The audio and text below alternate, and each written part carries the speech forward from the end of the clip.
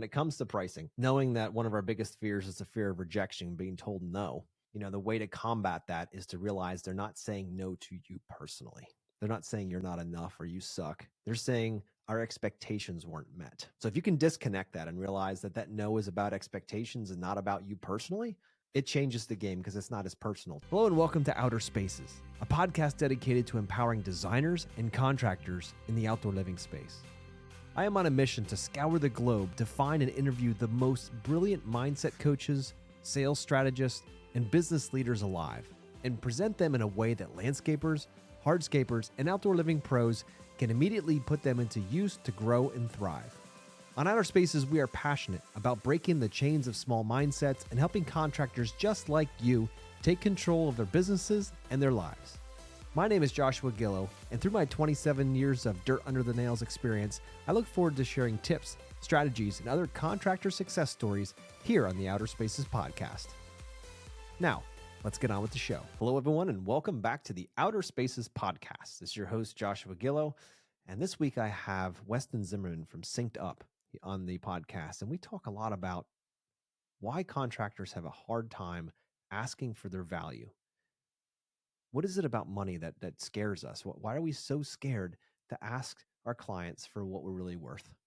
We talk deep into that subject. We talk about a ton of other things where they're taking Synced Up, why he does what he does, all of that stuff. So guys, if you struggle with asking people for what you're truly worth and you have a hard time talking about the subject of money to clients, keep listening. Hey, Weston, I'm so excited to have you back on the show here. I always enjoy our conversations. You're out there changing the industry, one contractor at a time, helping them know their numbers and figure out how they can be more profitable, brother. So welcome back. Thank you. It's always good to be here with you, Josh. I have many fond memories of our times on the road together and, going to all these shows. So I always enjoy having a conversation with you.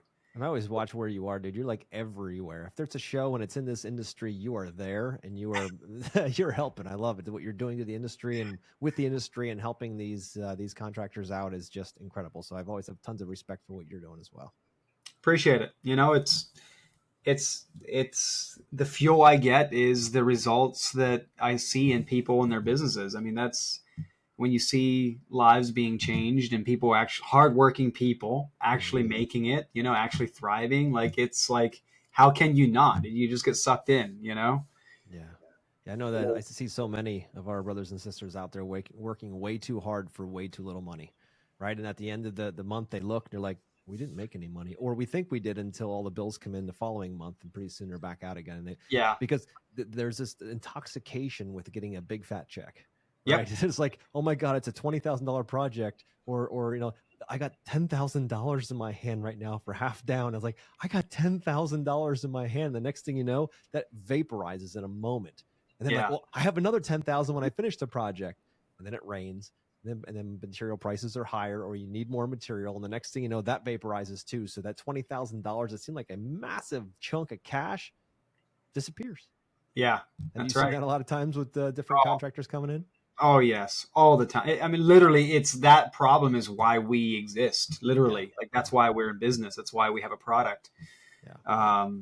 I'd say the majority. I think it's like, the majority of this industry, it's full of owner operators. And at some point we all kind of go through that phase. There are some very special contractors that kind of like are really savvy with numbers and kind of really skip right through that pretty quickly. Yeah.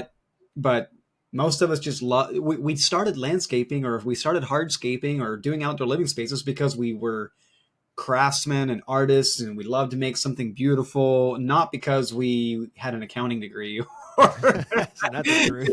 because we like spreadsheets or something. Not at all, Those things, yeah, exactly. Dude, I mean, you're speaking my language starting out. In the beginning, it's like, all right, so I was working at a restaurant and I was like, well, if I'm working for them making $15-20 an hour, whatever it was back then, I'm like, if I could work on my own, I would get all the money, right? So I'm like, this is great. So my brother, my father, and I started a company. We started doing that. And yeah, we did. We started making all the money. And then that stupid tax guy shows up. Why does he show up for money, right? And then you've got these expenses and you've got these vehicles and this overhead. And back then we didn't recover any of that stuff. We're like, well, just borrowed my dad's truck, and I went and I rented some equipment. And the next thing you know, we bought the pavers that we needed, or bought the plants we needed. And the next thing you know, we sold that project, and we thought we were going to make money. And by the end of it all, we did if we didn't pay ourselves. Right. Exactly. Not only do you get all the money, but you get all the bills. That's the problem. I wish I could just address them to you. That I can make a lot more. Right? Yeah, it's a good one. Yeah, I mean, try that. Works. See how it goes. It only works one time, but anyway. No, the point is to, in the beginning, we don't know. Like when you get started, I know when I got started, I didn't have a business degree. I didn't have any of that stuff. So I was like, you get going, and you're like, well, how much do I charge for this?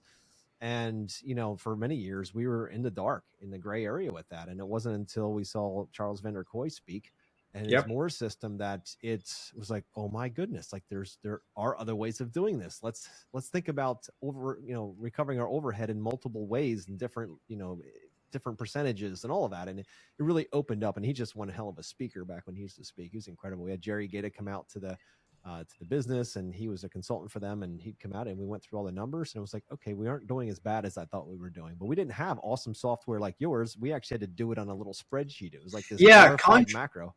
Exactly. Contrast what you just described was your story with the information that's accessible today. Yeah. You can literally do that stuff that was like only through this industry expert. He had to come out to your place, probably to fly him in, big bucks. Yeah, exactly. That was what it was. What, 25? I don't know how many years ago, 20 years ago or whatever that was. 20. Yeah. 20. So that's what it took to get access to this teaching, information, practice, whatever. Today, you can literally do it in 30 minutes for free online. It's crazy. It's crazy. That's why I'm such a supporter of what you're doing, Weston, because, I know how much his concept, that Moore's, that overhead recovery, that multiple overhead recovery system did for us. It actually prepared us to go through 08, 09, through the crash. Yeah, right. We made it through by a couple $100 in the black. I mean, it was a scrape through, right? But if it wasn't for that, we wouldn't know how to bid projects, and we would have been in the red for sure. I don't know if we'd still be in this business if it wasn't for that. So I see what you're doing, and I see that back then that was 20 years ago, and I spent at least $5,000 to fly him out and to sit with us for 2 days and to think, what Weston's doing, they can do for free. And they can do it in 30 minutes. I'm like, that's why you're here, brother. I love what you're doing. I love what you're doing, because I went through way too much pain and worked way too hard for no money for way too long. Yeah. So you're the problem with what you're doing and what he was doing back then is the fact that sometimes when you see those numbers, I didn't like what I saw. Right. I was like, oh crap. Now I gotta up my price. How am I going to justify that? I could barely justify what I was charging for this. But then you look at it, and inside you get this kind of contrast back and forth, like this conflict where you're like, but if I don't charge enough, I'm going to be working for free. That's right. If I do charge more, well, I'm just going to have to show more value.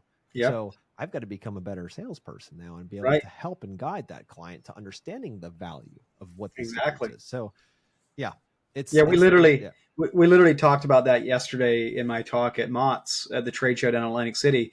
Was like the faster you can divorce your feelings from the numbers, the better off you'll be. And the whole aspect of the race to if you want to be cheapest, it's a race to the bottom, and the folks there at the bottom don't know their numbers, and they are working for free. So if you want to be the cheapest, well, how about we just start with don't even try. Yeah. So it really comes down to build your budget, let the numbers be what they are. Don't let your feelings interfere. If your feelings are interfering, manipulate the budget to get the outcome you want. Don't just ignore the numbers, right? Yeah. And then it becomes a build your company to differentiate yourself via client experience, product, craftsmanship, what you build, your own design language, your own artistic ability.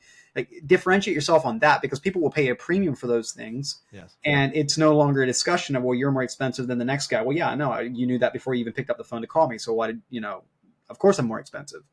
You're a market of one at that point, because you're the one who can do that one thing. And what I'd love to go a little bit into here with is, why do you think that so many of our brothers and sisters in this industry have a hard time with asking what their value is? Like talking about numbers and money. Why do you think that? What do you think the underlying problem is with that? Because it's across the industry. Yeah, it is, and I think there's a couple different things And I think of those couple different things, some are stronger in one individual versus another individual. For another individual, it's a different thing. But a couple different things is what we do is expensive. It's big dollars. And we typically don't come from much. Like we just love what we do and we grow into this, right? Yeah. And so big dollar figures are like generate big eyeballs in our world. Mm-hmm. And so when you go out there and talk to Mrs. Jones asking for $100,000 to install this beautiful design, it's like, man, like I can't imagine spending $100,000 on something like this. Like, and you can't picture yourself doing it. And what's happening is you're associating your own value. I'm associating my own value as a contractor, my own value of $1 from the life I lived and how I grew up to how my client potentially values their dollar, which I don't know how they grew up. Maybe they make $1 million a year, so if you make $1 million a year, dropping $100,000 is a little bit like someone that makes $100,000 a year dropping $10,000. Whole different story. Yep. And so that's one thing that trips us up. And the other thing, the best antidote, the best antidote drug I have seen to this mental gymnastics the head trash that goes on inside of our heads when we're asking for a figure that's bigger than I could ever see myself spending on the thing that I do, right? Is when I know my break even on that job. Yeah. When I have watched this happen hundreds of times. A contractor go from like, I could never charge $60,000 for that project. I would never get it. And I'm just going to manipulate my rates or make my rates lower. And I'm going to charge 50 because that's what I think it's worth. And that's what I think I can sell it for. And that's based on nothing more than your own self-worth and your own, it's not based on numbers. And so take that contractor and then run them through a budget building exercise and then let the numbers tell the story. Like, I'm not trying to convince you of anything. The numbers are telling the story, right? Yeah. And then let's go rebuild that same bid inside of an estimate based on your budget. And you're going to see that your break even is $54,897. Yeah, there's no way you're charging less than you're not budging a nickel off of that $60,000 price. Yeah. There's no way you're taking 50, because if you're taking 50, you're paying $4,000 or whatever numbers I was saying. I know I was throwing numbers out there. What you're paying to do the job, and if I'm going to pay to do the job, I'm going to go on vacation. Yeah, exactly. I'm not going to work for free. That'll make the wife happy too. And and it's like, I'm sure like I don't know if everybody has lived through a season of life like this, but I know I have, and I'm sure you have, where you're running low on cash, and you know it, but you haven't looked at your bank account balance in a little while, and you swipe that card and you hold your breath and you hope it goes through, and it went through. Good. Okay. But there's something funky going on because I'm afraid to open the stinking app and look at what the number is before I swipe the card. Why is that? Yeah. And it's the same phenomenon that makes us like, I'm not going to build I don't want to know what a budget tells me. If I build a budget, all I'm going to do is raise my prices. Yeah. Then it's more difficult, right? And then I have a hard time selling now. And dude, I can remember back in the day, in the very beginning, and even like in the early years, when I would sit there perplexed by the fact that when I went out and asked for $15,000 for a project, that somebody had $15,000 sitting in an account somewhere doing nothing. Because I certainly the hell didn't. I had maybe $15, right? It's like, who has $15,000 after they've paid their mortgage, after they bought all their stuff and paid for their car? They had $15,000 sitting there. Yeah. And I was like, who has that? Obviously, I know now, but before I didn't get that, right? I was going paycheck to paycheck. I was barely figuring it out. And I was like, so to your point earlier, if we take our money mindset into larger projects, 15, 150, it doesn't matter. You just put zeros after it. We've got to be very, very careful that we don't take our money mindset into our clients and trying to cheapen them up, because they're like, dude, $15,000, I make that in 3 hours. Like, what's your problem? Like, why is this a big deal? You might work all year for that, but for them, they make it in an hour or 2 or 5. Whatever, right? Yeah. So their difference, their story around money is very different. They're obviously buying outdoor living as a nice to have. It is not a necessity. We all know that, Correct. right? It's something that they do after they pay for the necessity. So we have to go into it knowing that they're buying this thing kind of like a vacation, right? They must have the money to go to Italy, or they wouldn't be doing it. They're going to be doing an outdoor living space after they've paid all their other bills. So they have savings, is my point, or they have access to cash and capital. what we've got to be careful of, especially as humans and especially as men, is one of our biggest fears, Weston, is the fear of rejection. Right. We hate it. Hate it with a passion. So if you're listening out there, listeners, and you think, you know what, I really hate having a conversation around money, just stop for a moment and think about, is it the money or the fact that sometimes when you talk about money to people, you get a no, and you're translating that no into no, I don't want you, versus the project, that fear of being rejected. It's a deep-seated human emotion. And if I know that was my story, I was afraid of being rejected. And I know lots of people in that same boat. So they'd rather go with a cheaper price because it has less impact on that fear of rejection, because the lower the barrier of entry, the higher chance they're going to get a yes. And then they don't have to face the fact that they're thinking they're being told by the client that they aren't good enough. When the reality is the expectations were never set good enough. It's not about you being worth it or not worth it. It's the fact the client's expectation was X. If you can deliver X, you're fine. If their expectation is X and you come below that, they're probably going to be happier, right? If you said 10,000 and it's 8,000, but if their expectation is 10,000 and you come in with a proposal of $15,000, that gap is where the problem is. It's not you, it's your explanation, their expectation of where that's going to go. Yeah. And when that gap exists, the biggest thing that you cannot do is negotiate on that price. Yes. The only thing you can negotiate on is the scope of work. Okay, you want to get from 15 down to 10? Well, I can cut the lighting and I can get you to 10. Yeah. Or I can make the patio smaller and I can get you to that number.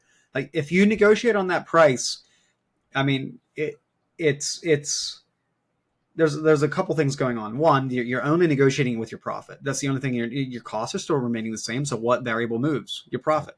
Yep. And two is, this is more of a subconscious, subliminal, almost like a psychological thing. But like, if you say, hey, Mrs. Jones, it's going to be 15 grand. And she's like, well, I got 12. Can you do 12? Yeah, I need the work. Yeah, sure. What you just told the client subliminally, like, and subconsciously, is like, wait, was he just trying to take me over for $3,000 extra? Right. That's right. You know? Think about it. If you were spun around and you went to a car dealership and you saw a car for 45 grand sitting there and you wanted it, and you said, all right, I'll take that car, but I'm only going to take it for 40. And the guy's like, well, all right, we'll take it for 40. Like, if you didn't ask, you would have got taken for $5 grand. Like, why would you have 45 on the window if you'll take 40 for it? Yeah. And you know, and number two, another point on this, to build on this, is it's not the client's fault. We live in a consumerist society where you walk into TJ Maxx, everything's 50% off. Like, it's the way our society is. So, but what's important, what the client doesn't know, is construction doesn't work that way. Like, there's no, the margins aren't there in construction to do so. So you can't do this like discount mentality in construction. The only thing you can do is adjust the scope of work. That's the only variable. Yeah, I always say there's three levers to dropping the price. Yeah. One is, right, you've got the scope of work. What do you want to take out? Second is materials. Well, we'll go from pavers to stamped concrete. And the third is, well, Mrs. Jones, you want to save some money? You rip out all the bushes, tear the deck off. You're not building anything, but you can get it ready for us. Right? You're not going to build anything. You're not planting landscape. You're not doing any of that stuff. You're just going to get it prepared for us. Yeah. And, you know, it's a great three ways, but it's never price. Price is the price. Don't bring it out of the box and in your invoice or your estimate unless it's true. And that's where your software synced up is so critical in that, because you can see exactly where you need to be. And if it is $60,000 that you need to be, don't go in there and tell her 55, because you can see the only thing you're losing is your margin. You're not, everything else is the same. Your expenses, your labor, all that's the same. The only thing that changes, and you're not going to do it faster. It's not going to be perfect weather. Everything's not going to go quicker. It never does. I've tried that game for years. I'm like, oh yeah, I'd sell the project. My brother would build it. Right. This is how it worked for years. And he would get the work order and he'd look at it and he goes, what the hell is wrong? You think I can build this in 100 hours? I'm like, yeah, you built the last one 100 hours. He's like, yeah, but there's a 35-foot narrow access point to the back. That means I've got to wheel everything in there with a small machine. I can't go and dump a big truck back there, which is the reason why we had the 100 hours before, right? And I'm like, oh shit. All right, we gotta have to pull a rabbit out of your hat now because it's already sold. But you have to understand, you know, when it comes to people bidding in the office and people in the field having to build, it's important to have a big conversation around what each project's limitations or benefits, you know, of that project, that your hours are right. Because that's really a huge part of this, is the labor side of it. It's huge. Yeah. If you do a budget to find your break even and to find your man hour rates and all of that, and you track your hours per job, you're 80% of the way there. Like you're if you do those two things, the rest of it is peanuts compared to, because those are the things that are like massive shifts in thinking, or really dramatically change how your daily workflow looks like.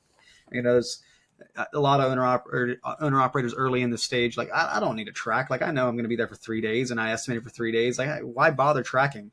Well, because 6 months later, when you want to bid a similar job, you can't remember anymore how long it took you. Plus, how many guys did I have on site? I don't remember. It's Come on, just Wes, I'm going to remember all that stuff because I'm yeah, just that good. That's what yeah, I used to think. But man, that's just, so just to full circle this one. When it comes to pricing, knowing that one of our biggest fears is the fear of rejection, being told no. The way to combat that is to realize they're not saying no to you personally. yeah. They're not saying you're not enough or you suck. They're saying our expectations weren't met. So if you can disconnect that and realize that no is about expectations and not about you personally, it changes the game because it's not as personal. To your point earlier, it's a matter of making sure we understand that numbers are numbers, and we have to disassociate our emotional connection with them, because the story we have around them is not the same story that our clients have around those things. And if we're robbing our clients of the opportunity of doing amazing projects, if we're so stuck in our own story of what numbers truly are, Yeah. or what money is, or how much is expensive. I mean, you see people driving Ferraris around, right? And some of those people are barely affording that. And you might know a billionaire that drives around in a little, Acura, because he's like, you know what? That just doesn't affect me. I don't care. You can't really tell. I mean, people's value, what people value really depends on the person. You can Yeah. have billions of dollars and not value expensive things, is what I'm trying to get at. Or you can have no money and make it look like you have a lot of money until, the just like musical chairs, right? Once the music stops, we're going to see who doesn't get to sit. It's that simple, right? So it's cool stuff. So anyway, Wes, I want to kind of switch here and shift out. I know you've been going to a lot of trade shows and serving a lot of people in our industry. What are some of the things, like some of the struggles that you're hearing out right now with the economy as it is right now? Like, what are some of the struggles that you hear other of our brothers and sisters out there that are going through? Probably the most consistent thing that I've heard that seems to be the most common is that we have to work harder to close the job. Like there's a fair amount of companies that are still maintaining their revenue, still maintaining their pipeline and all of that, but they're just having to work harder to close the deal. Yeah. Then there's another, like, I'd say, like, I don't know. I saw a poll recently that I think that Jeffrey Scott did, asking, are you expecting to grow, stay the same, or shrink in 24? And it was like a third. Mm-hmm. Like it was like there was still, so, and I think the third that's expecting to shrink. I mean, there could be a couple different reasons. It could genuinely be because of economical factors. Absolutely.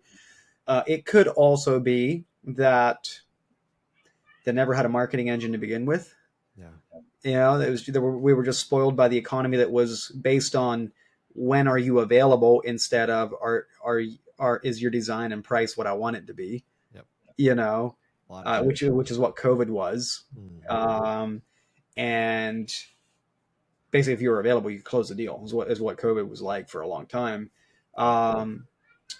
And then there's others that are still growing, like it's growing aggressively. So I don't think that, personally, my opinion, I haven't really seen this massive, the sky's falling in type thing come to fruition. Yeah. Is it changing? Absolutely. Is it going back to more of like pre-COVID levels? That's kind of what I think. But although I'm no economist, I'm not. That's just based on me, what I see in my observations of the market and the people I talk to.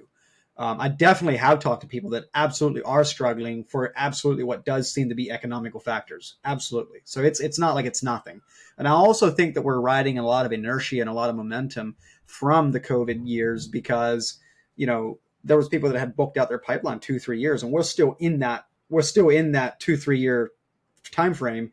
And so 2024, 2025 will be really interesting to see if the bottom really does fall out, or if there was just a huge burst around COVID and then it kind of just cools off back to normal. Or it'll be interesting, very interesting. But I'm not necessarily there. There are definitely some areas that are impacted, but by and large, people are either maintaining or growing, is what I'm seeing. Yeah, it's cool. And, I have this philosophy that a lot of during the big demand boom of COVID, right? Everybody was home, they hated their backyards at the same time, and they were just hiring. Just to your point, do you have a pulse? Can you do it? Let's get. I'll pay whatever. Just get out here, right? We want it Yeah. yesterday. We have Yeah. plenty of money. Money's cheap. Let's just keep going. And so many companies sprung up in order to fill that demand because the established companies couldn't keep up. I mean, you couldn't hire fast enough. You Yeah. couldn't do fast enough. So people were either out of work or quitting work and going in their own businesses. Now we get into a different side of that cycle where we have a ton of supply when it comes to our how many companies are out there that are actually doing this kind of work, but we have a smaller demand. So the question Yeah. really is, who's going to survive through it, right? It's going to be the ones Right. that Are you going to be are the portion that dies out from it, or actually yeah, locks in your position and maintains it and grows? exactly. Yeah. That's Yeah. exactly. And another thing I just thought of, another thing I'm seeing, especially in established companies that have been around for a while, is they're selling less of the 50K projects and selling more of the 500K projects. Meaning, like, the wealthy people still have the money and they're still doing the work, and it's almost like the percentage of middle class projects versus wealthy projects is shifting. Yep. I can absolutely see that because, let's be honest, people that have money have it for a reason. It's not because they're stupid, right? Yeah. It's because they understand what money is and they understand how to keep it. And they understand that this is the best time to buy because in the last few years, contractors were charging whatever the hell they wanted to. If you wanted me, you're going to pay. And now it's like, maybe it's time to be a little bit more efficient with cost structures, right? Because we're like, we want to keep our pipeline full. So they're buying in the downtime, like Warren Buffett always says, you run into the building when it's on fire, you don't run out of it, right? So they're looking at it saying, right now is the opportunity to build because they are sitting in cash. They've got access. They don't care about 7% interest rates because they don't need banks. They are the banks, right? Yeah, So and right. it's a And total because you're there's many times in the middle class kind of whatever that when interest is 2-3%, like, sure, let's go do a home equity line of credit or exactly whatever, and let's do the project. But when it's 9-12, you're not going to not do it, happening. you It's know? just going to put the brakes on that. And anybody Yeah. with savings are going to come out and actually do stuff. So maybe you have to get a project going and do it in phases over time in order to bring the whole idea together. Yeah. Other times, things are just tighter. You got to be smarter, right? Things that Yeah. worked last year doesn't necessarily mean it's going to work this year again. You got to keep your thumb on the pulse of the client and where are they going, where are they zigging, where are they zagging, right? Like Gretzky said, you skate toward where the puck is going, Yeah. not where it is, right? Yeah. So you got to be constantly thinking further out, like where are they going with this? So that's the thing about business that I love. It's a game, right? It's It an is. absolute. It's the only game I'm good at. Right? I don't play sports. I don't do any of that stuff, but it's the only game that I actually enjoy. And the cool part is with business is it's like self-leveling, right? You don't have to have a degree to get in the business or be good at it. And there's no guarantee if you do have a degree that you're going to be any good at it. And there's plenty that have started out in the trenches that have absolutely exploded and just gone to the ceiling with it, right? So it is such an easy, I can't say easy, that's not the right thing, an equal opportunity, opportunity for people, but they have to put in the sweat. And you see who's got the grit and who doesn't. Yeah. Yeah. That's right. That's what I love Really what about it's the all free about. market is, the person that solves a problem or provides a service in the best way, they are the ones that win. Or the market doesn't care who's educated, although that is definitely a tool and helps. Yeah. But knowledge in and of itself is not useful. It's only useful once it becomes applied. It's only potential. That's right. It's only potential, momentum, but you actually have to get the push The behind it speed to to get the begin with. momentum. Yeah, Yep. exactly. Exactly. So what's next for Synced Up? What are you guys going? What are you doing over there? Well, I did a whole bunch of work. I kind of, rhetorically speaking, went off to the mountains this summer, just for myself and for the benefit of my team, to kind of evaluate, like, what are we doing? What is the end game? What are we trying to do? And out of that came some new verbiage around our vision and mission and values and stuff. And we have them on our website if anyone wants to read them. But basically, the gist is, we're here to solve entrepreneurial poverty for the blue collar contractor and their team, and we want to do that by enabling them to be profitable, help them make data driven decisions, and understand their company's production capacity better than even their CPA does. Hmm. And so what we're all about is helping these hardworking contractors that do beautiful things also do well financially for Yeah. it. And Yeah. so, for their teams and their families as well. Because when they don't do well, they're not the individual is not the only person that suffers. The family and the team suffer as well. Dinners get missed, kids grow up, all of this stuff. And my passion is to help people that have everything right. They've got the skills, they've got the ability, they love what they do, they're proud of what they do, they're proud of what they're building.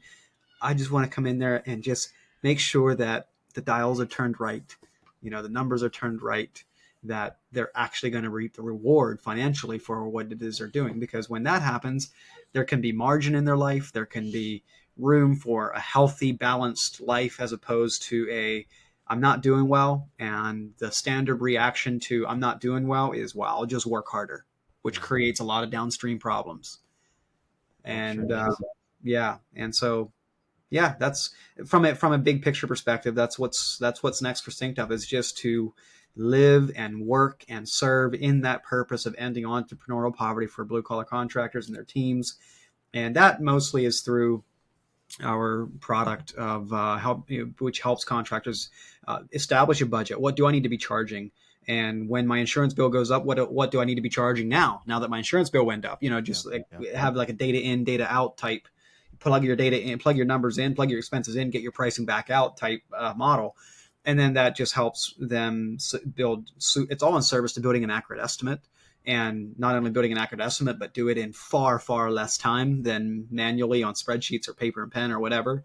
Yeah. And then also track, to your point about your brother, the conversation you were describing about, you did the last one in 100 hours, tracking that stuff so it doesn't come down to, yeah, you can, no, I can't, yeah, you can, no, I can't. It's just like, well, how long did it take? What's the numbers? What are the variables? And track that stuff, because when you track it, you then build data to help you make a better budget next year, or to help you make a better estimate for the next client. And when you make a better estimate all the time, it's a self-healing flywheel: budget, estimate, track to create a more accurate budget, more accurate estimate, track again, more accurate budget, more accurate estimate, track again. It's a self-healing flywheel. And when that happens, you get predictable profits. When you get predictable profits, you get stability. And then you can kind of, it helps us get our nose off the grindstone a little bit, and actually design a life that we don't feel is robbing us. I love that, dude. So, question for you is, why is this so darn important to you? I don't know. I mean, I think that's a good question. You kind of got me. I think at the basic level, I think every human being wants to feel like they're having a good impact, or they're helping, or what they're doing is valuable. And I I love, well, okay, I'm gonna go one level deeper. So I spent 2 years in Romania, Mhm. and I grew up in the U.S. obviously here in Pennsylvania. And I grew up in a family that taught hard work. I was working when I was 10, 11, 12 years old after school and stuff. And of course I didn't even know it. What I mean is, I didn't even know the opportunity that was around me. That it was very apparent from the very early years of my life that you work hard, you get rewarded for it. And when I went to Romania for 2 years, what I saw over there, I mean, it was 25 years after communism fell over there. And what I saw over there was a whole generation of people my age that kind of had the mentality of like, oh, everything happens to me. The government needs to provide everything for me. It doesn't matter how hard I work or how little I work, I get the same results in life. It felt a lot more that way, a lot more of a, I can't control or help myself. I can't there's little that I can do. And it is true. It definitely is harder over there. So when I came home, to me, when I came home and I was just realized like, wow, like this really truly is amazing what we have in this land of opportunity. And it kind of feels like, for me, it feels like the most hopeless thing in the world is a person that feels like they can't win, they can't control, they can't pull themselves up by their bootstraps. Life happens to them, not for them.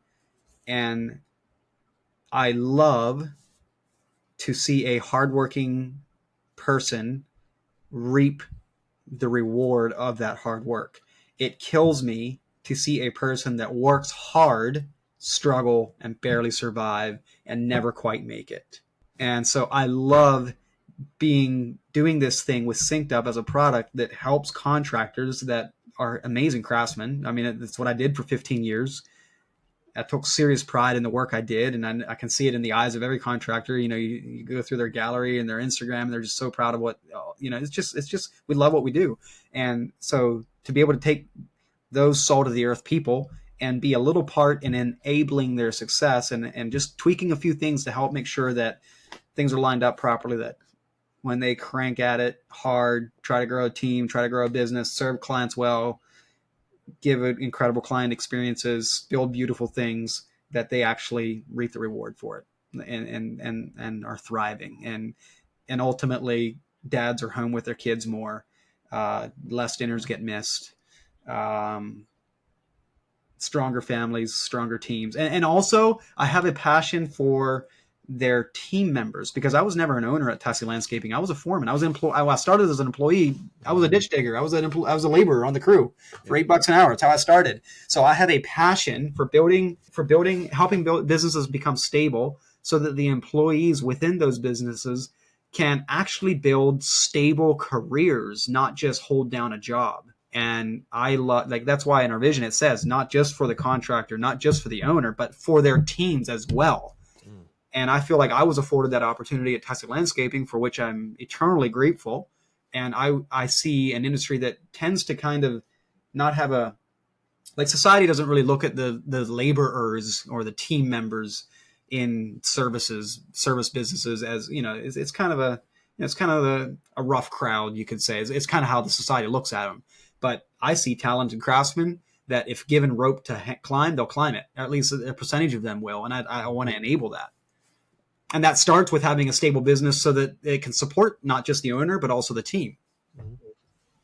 So I don't know. That was a long answer, but no, it's perfect. And so how do you feel when you see a contractor struggling and they just don't understand that their struggle really is in their inability to read numbers or to know their numbers, because they just haven't given it a priority, but they're working so freaking hard that they're out there just beating their head against the wall saying, if I could just sell one more project this month, we'll break even, or I'll make enough money to feed the family, or anything like that. Well, how do you feel inside when you know you have a solution for them, but they just don't understand its value? It is defeating. It is probably the hardest it's one of the hardest things about what I do today, is like you said, like, pretend you're a doctor with a cure to cancer, and you see a cancer patient and they refuse to take the medication or take the procedure or whatever that would heal them. Yeah. It's like, I know the solution, but I don't know. It's like, I know the solution, and I'm trying to explain it, or I'm trying to show it to you, or I'm trying to get you to buy in. But at the end of the day, we got a team, we got to feed our families too. So we can't just well, even if we gave it away for free, it still wouldn't help. Even if we gave Synced Up away for free, it still wouldn't help, because you have to use it, and I can't make you use it. Yeah. And so I was listening to Dave Ramsey's EntreLeadership podcast recently, and he was saying how he built Financial Peace University for personal finances. And he was saying, he was describing his journey. Somebody was asking him about his business journey. He was saying somewhere along the way, he realized that it was only 20% the numbers. The rest of it was mindset. Yeah. And so he was dealing with broken mindsets, not broken numbers, it was much bigger a mindset issue. And that's what I see today too. It's the numbers we can fix numbers in inside of an hour. Whatever numbers are going on, we can fix that inside of an hour. That's not the problem. The problem is do you believe the numbers? Can you actually disassociate your feelings from the numbers enough to go out there and sell the work at what the numbers tell you have to sell it at? It's mindset. And it is hard. So it is really, really hard. It's why I spend so much time in education and webinars and all that kind of thing, to try to speak to the mindset portion and not just the numbers portion. Yeah, you're exactly right, because if they don't believe they can, they're not going to do it. Yeah. And you can give them all the opportunities as possible, even with a free software platform. And if it's not utilized, it's like having a car and you don't put the keys in it. It's not going to take you anywhere, right? You've got to push through it. And I have a similar feeling when I start seeing, because I know what struggle feels like, dude. I started out that way. and in the field and everything. I might have been an owner at the time, but we still were the ones digging the holes in the trenches, did that for years. Right. And then to look back and say, you know what, there have been so many other ways to do that would have been a lot simpler and more profitable, but we didn't know any different. Right. Synced up didn't exist back then. Thank goodness I found Charles Van Der Kooi and his system, the multiple Yeah. overhead recovery, right? More system. And that started to make me think, wait a minute, there's a process here. There's a way that we can have consistency, continuity with this. And then, all the production rates and starting to lay all those out and collect all of that stuff. But, all of that takes time, right? And if we're just out there wanting to build cool stuff and just we're so overwhelmed with so many projects coming in and or not projects, but clients calling and trying to get back to them and all of that stuff, and you have no way to vet who's good and who's bad, or you have no way to filter that out. You feel like you've got 40 calls this week and you've got 1 minute to get all of those calls back because you've been working in the field all week because your guys don't know what they're doing or on a project that they don't understand. They got clients that are, burning the house down because it's not exactly the way they wanted it to be. And all of these pressures, the wife wants to go out to eat, the kid's got a basketball game, and you're being pulled in 500 directions. That's 100% the life of it's the owner operator stage of business is the most difficult stage. You're wearing 20 hats. Yes. And the pressure is cranked. Yes. And it's just rough. It really is. And so many times the default response is I'll just work harder. I'll stick my nose against the grindstone even harder because surely that will help. Yep. But if the numbers aren't right, because here's something that I've learned is it is harder to build the system and process to do something more efficiently than it is to just continue doing it in the old inefficient way. It's familiar. It's familiar, right? There's no uncertainty with an old system that you're used to, like an old pair of shoes. The problem with an old pair of shoes, they're probably not good after a while for running. Yeah, but exactly. And the thing is, if you never stop to improve on anything, you're always going to get what you always got. Yep. And so many times because of this thing we're talking about, how you wear 20 hats, the pressure is cranked. You feel like you have no time to sit down and build a better process. And so you just keep doing it the way you've always done it. It's just a vicious cycle. I mean, I have a friend, a guy that I respect. I mean, he does beautiful work, has a good team, good heart, hard worker, been in the industry for 20 plus years, longer than I've been. And his coping mechanism is just to work harder. Yeah, and I've tried to help him, I've tried to help him for free. I've given him everything, but at the end of the day, it's just easier to keep doing what he's always done. And yeah, it's super hard to watch that happen because there's a lot of pain being lived and there's a lot of so easy to avoid mistakes being made, and it's just rough. And so much of that is because we're so afraid to fail, especially as men. I know women have the same thing, but I'm speaking specifically to men right now. We have this deep need not to fail because if we fail, then we look like we're not enough. And if we're not enough, we won't be loved, right? So when we look at this and we're like, holy moly, like if I fail, I'm going to be looked at. What am I going to tell my wife? If I've been away 60 hours a week for the last 3 years for this business, and she finds out that I didn't make any money or we're barely breaking even, like I would have to come to her with my tail between my legs and say, honey, I've been robbing from our family time to do this thing that I don't want to fail at. I will rob. I'd rather rob from my loved ones because I know they'll love me regardless than a client who wouldn't give a shit if you didn't show up.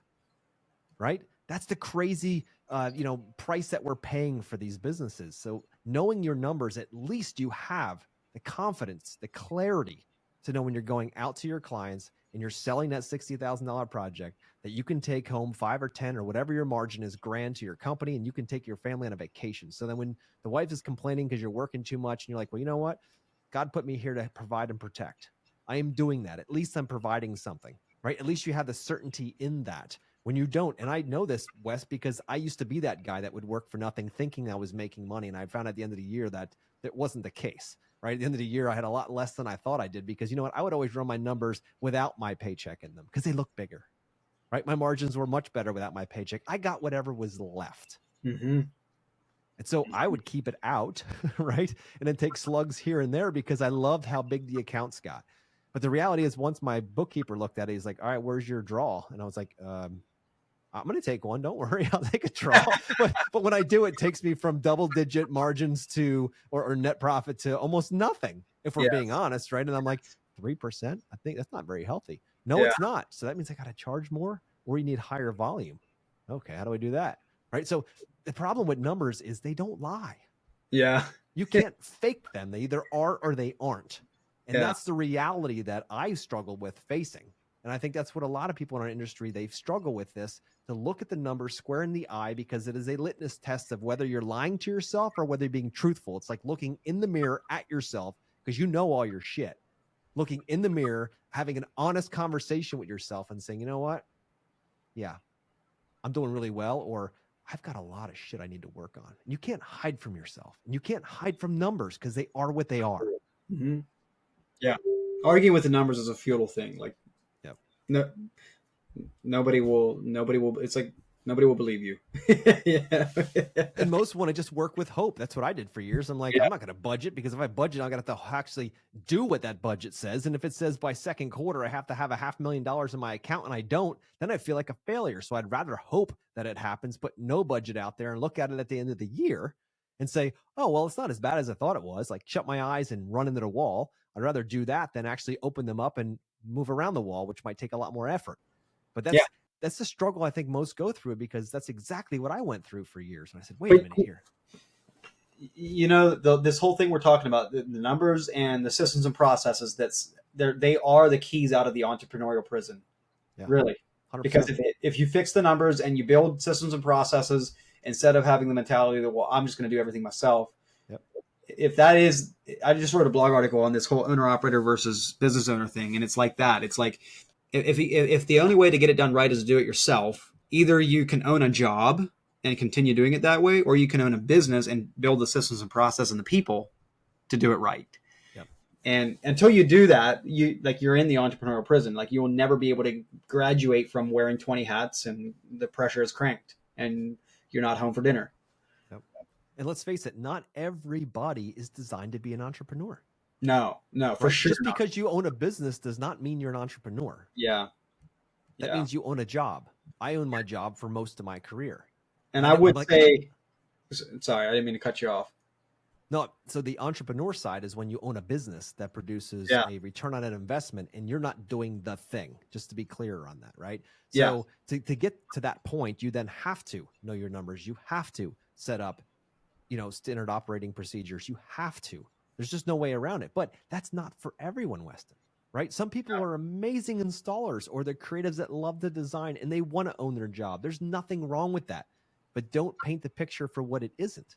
Yeah. Look at it and say, you know what? I'm going to be the best damn water feature installer that ever lived. And go do it. Sling rocks. Go play in the mud. There's nothing wrong with that.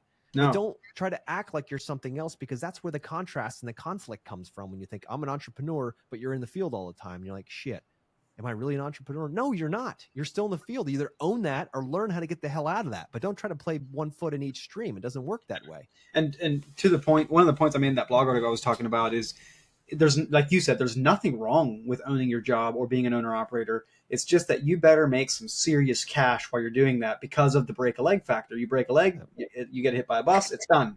Yep. If you are building systems and processes and have the mindset of an entrepreneur, you're building an asset that will give you financial security, even if you no longer work in it. And so as an owner operator, you never build that asset, because you are the asset. And so in that model, it's perfectly okay. I have good friends that know they're in the owner operator mode. They intend to stay there forever, but they're cranking serious cash, because you have to get it out. You have to, and get it into things that are assets that can build financial security for you even after you stop working.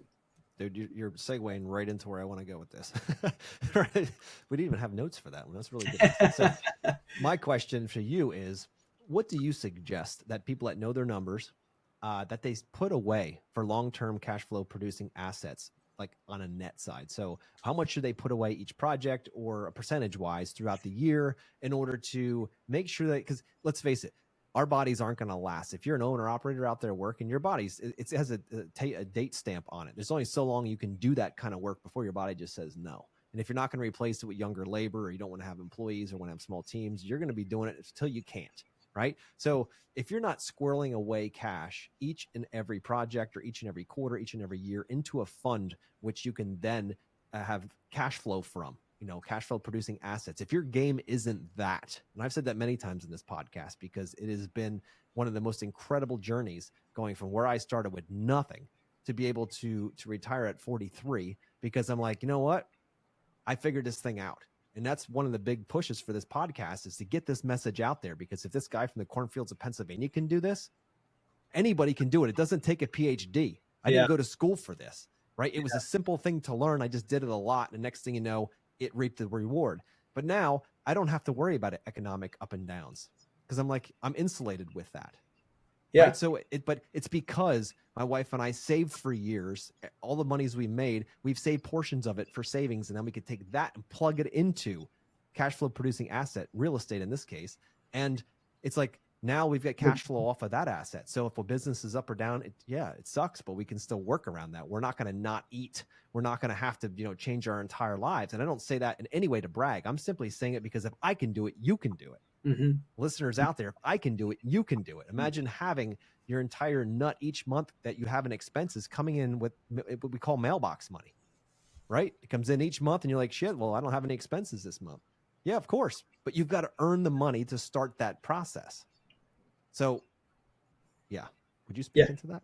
Yeah. Oh, well, I mean, I'm no financial advisor, but I mean, just kind of my own personal rule of thumb is what I've heard, I should say, from is as an owner. Well, regardless whether you're an owner, operator, an entrepreneur, or let me say this: if you're an owner operator, you own a job, so you should do the same thing as if you were working for someone else at a job. Put away 15 to 20% of your income into assets. Whether it's a IRA or mutual fund, whatever you're doing, whatever your financial advisor and you decide. But 15 to 20% of your income should go into into asset building material. And when you're an owner or operator, it's no different than if you're an employee, because you have no asset the same way as an employee has no asset.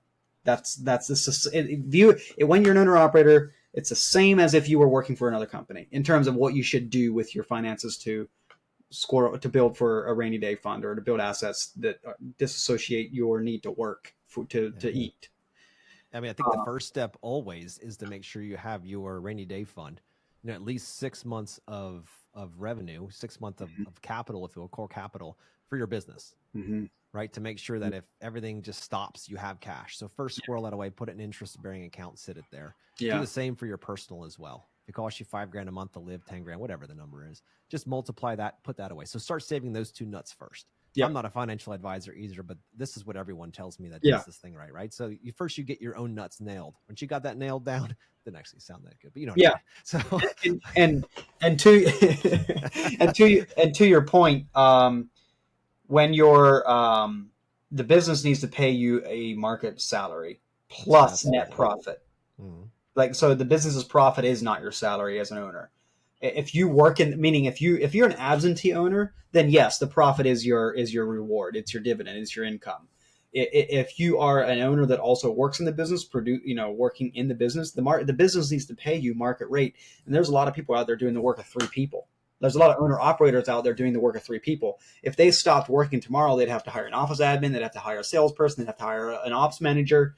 And my question is, how much should I pay myself? Well, what would you have to pay on the market to replace yourself in your business? If you'd have to hire 3 people to pay yourself to replace yourself, well, ops manager, 60, 70 grand, salesperson, 100 grand, office admin, 40, 50 grand, add all those numbers up. That's what you should be budgeting for. I'm not saying you have to take it home in cash, but that's what you should be budgeting as if the business were paying you that. Otherwise, the business is getting you at a discount or for free. And then your pricing's not based on reality. So when should you start implementing this stuff into your budget? I know when you're starting out a company, it's like, what do I put in the budget? What do I not put in the budget? I want to grow, but how do I lay it out? If I'm a new business owner that wants to grow and scale, what's the best way to start the budget? Do I start it with those people in there, the admin and the ops manager and the salesperson, or do I just start where I'm at right now and build it up? So, but I want to make sure that I don't end up at $1,000 for this project this year. Next year it's $4,000 because my overhead structure changed. So how do I get that balance when I start? Well, I like to. We should always be even if you're starting your business and installing your first job tomorrow. Ideally, I would always encourage everyone to have a budget, and then the other thing I like to encourage is, it's my favorite thing about budgeting actually, is budget for the business you want to be tomorrow, not the business you were yesterday. Yeah. So if you wish you could buy that truck, or you wish you could hire an office admin and take another hat off your head as an owner operator, but put it in the budget. And if you can still sell it, do it. Yeah. That's your permission to buy it, or pay it, or spend that money. So the most important thing is that the data you're plugging into your budget is based on reality, because the garbage in, garbage out, and budget looking forward, budget worst case scenario, because every time you spend $1 that was not in the budget, what was supposed to be profit is what was supposed to be your profit in your pocket is what goes to pay for that difference. Yeah, I know exactly. That makes up that difference for sure. So one last question for you, Weston. What do you want your legacy to be? What do you want to be known for when you're, say, it's 20 years from now and you're sitting on a rocking chair thinking back about your life? What do you want the world to have known Weston as? What do you want your legacy to be or have been? I would feel fulfillment, like it was a race worth running, if more hardworking blue collar entrepreneurs were thriving instead of just surviving in their businesses, which turns into things like kids got to see their parents more, which turns into things like families are stronger, employees are able to work for these contractors and make 6-figure career jobs like that. If I can play a part in that happening more often in our world, that will be a tremendous honor. I would love to. That's what would make me feel it was a battle worth fighting. I love that, dude. And that's why I love having you on this podcast and chatting with you in general, because your heart's in the right place, square in the center. I love it, dude. So any other parting ideas or thoughts you have before we wrap up? Well, I would just say, so many people feel like they're the only ones that don't have their act together. Listen, in a way, we all don't have our act together. Sure, someone might be ahead of you in the game, but it's advice that's a little cliche, but only compare yourself to what you were yesterday. And if you are currently an owner operator and you want to continue to be an owner operator because you don't want to build a full-blown team, don't want to work on building systems and processes, that's totally cool. There is nothing wrong with that. Just make sure that your business is producing the cash to leave you financially secure, and your kids and your family too, and your team. If you want to be an entrepreneur, but you feel like your numbers are just an absolute mess and all that, it's okay. We all have went through that in one phase or another in our lives. Just, it's a problem that's easily solved. Find the right people in your network to solve it. And remember that entrepreneurship is more about mindset than getting 2 + 2 = 4 right. I love that. Dude, thank you for that. Listeners out there, focusing on competition, what your, competitor in your market's doing and you're doing, and you're trying to always beat them, that's a zero-sum game. They're playing a different game than you. And it's not in the sense you might both be building outdoor living spaces, but they have a different life, different story, different scenarios in their life, different everything. You can't possibly compare. It's like trying to be the richest man in the world, always comparing how much money you have in your bank versus someone else. Someone else is eventually always going to win. So you're going to have to go one level deeper with that, because if you compare constantly to others, you're robbing joy and fulfillment from yourself right then and there. Exactly what Wes said. Only compare yourself to who you were yesterday. That is it. Every day you get the opportunity to kill your clone, your yesterday person, and you get to grow. It is part of the human nature that we all want to grow. We all want to progress and grow. And with that being the case, when we compare ourselves to others, we rob ourselves of all the bandwidth that we've grown, all the distance we've come, all the accumulation of knowledge that we've had over the years, because immediately we compare ourselves to someone else who's just further on the track, and we feel like we aren't far enough, or we feel like we're not enough, or we feel like we're never going to get there. They might be 20 years ahead of you. They might be 3 years ahead of you. They might have a different team. They're not the same. So stop comparing yourselves. That's one of the hardest lessons I had to learn, because I'm like, well, that guy there, he's got like 9 trucks and he's doing all these big projects and I'm not. And it would put me in this downward spiral of like, oh, you're never going to be enough. Why are you doing this? This is too tough. Like, he must be smarter. He's got to be smarter. There's got to be, I don't know why he must be just a better person. And when I stopped comparing myself and said, you know, he has a different journey. I have my own journey. And I need to just look at yesterday and say, I've grown 2 millimeters since yesterday. Mm-hmm. That's all that matters. And just like snow, those 2 millimeter growths every single day will accumulate. And eventually you'll stand on top of your mountain. So, Weston, thank you for coming on here today. I always appreciate our conversation. Hope somebody listening got something from this. Every single episode they get something from. And I wish you the very best with Synced Up. And if guys out there, if you're not using Synced Up, reach out to Wes. Yeah, Seriously. hit me up on Instagram. I love to talk about this stuff.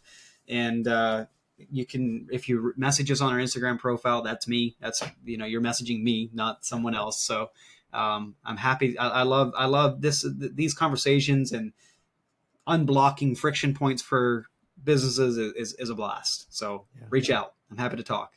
You guys won't meet another man out there that's doing as much for the industry as Weston and Synced Up is right now. I've just mad respect for what you're doing, brother. You're changing the industry. You're not just changing the industry, you're changing human lives every single day. You're allowing those fathers and mothers to go home to their kids with money in their pocket, their ability to go on vacations, to be able to go to that basketball game. You're giving them that opportunity because now they have clarity. You're giving them clarity around the numbers. So, brother, thank you for all you do for the industry. And guys, listen to it. I'll reach back out and get rolling with you again next week.